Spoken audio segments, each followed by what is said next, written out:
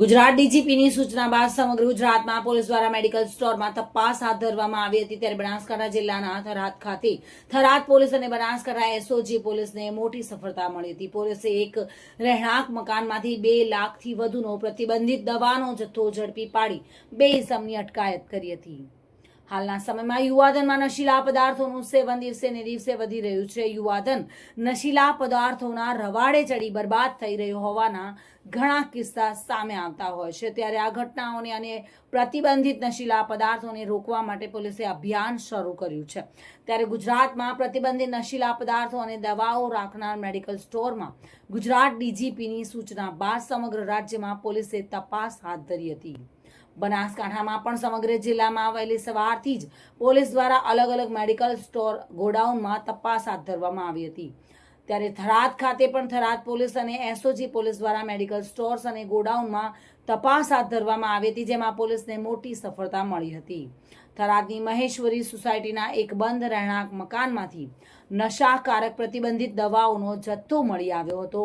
થરાદ પોલીસની બાતમીને લઈને એસઓજી અને થરાદ પોલીસે રેડ કરી હતી। ત્યારે આ રેડ દરમિયાન થરાદ પોલીસ અને એસઓજી દ્વારા ₹2,43,000ની કિંમત, જેમાં ટેબ્લેટ 1,08,000 જેટલી હતી અને તે જથ્થો ઝડપી પાડવામાં આવ્યો હતો। ત્યારે પોલીસને આ રેડ દરમિયાન દવાના જથ્થા સાથે 2 ઇસમોની અટકાયત પણ કરી છે। ત્યારે થરાદ પોલીસે એનડીપીએસ એક્ટનો ગુનો નોંધી વધુ તપાસ હાથ ધરી છે।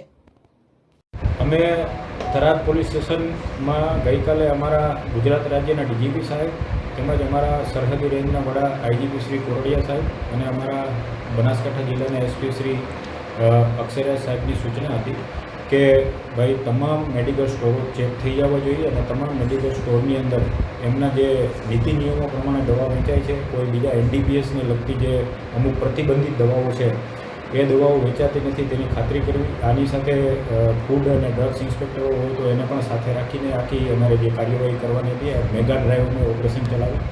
એમાં થરાદ પોલીસ સ્ટેશન, થરાદ ડિવિઝનની હદની અંદર ટોટલ 6 પોલીસ સ્ટેશન છે। 6 પોલીસ સ્ટેશનમાં અમે આ ડ્રાઈવ ચલાવી અને અમને એમાં સફળતા મળે।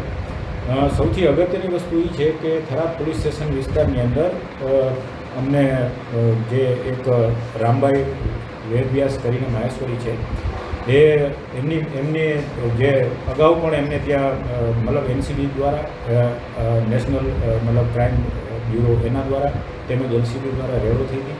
આ એ જ વ્યક્તિ પાસેથી અમને ફરીથી હકીકત મળેલ કે ભાઈ આજે પણ એને આ જે પ્રતિબંધિત દવા છે એ વગર લાઇસન્સે એનું વેચવાનું ચાલુ કરી દીધેલું છે।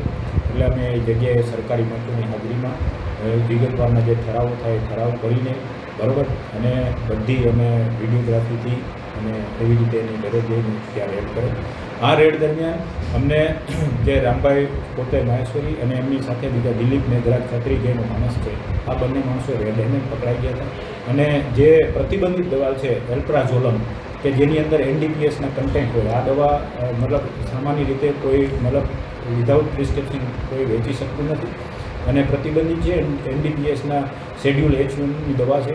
આ દવા જો કોઈ આવી રીતે કોઈ પણ લાઇસન્સ વિના અને ડૉક્ટરના પ્રિસ્ક્રિપ્શન વિના ના વેચે તો તેના ઉપર એનડીપીએસની કલમો પડાય, ગુનો દાખલ થાય।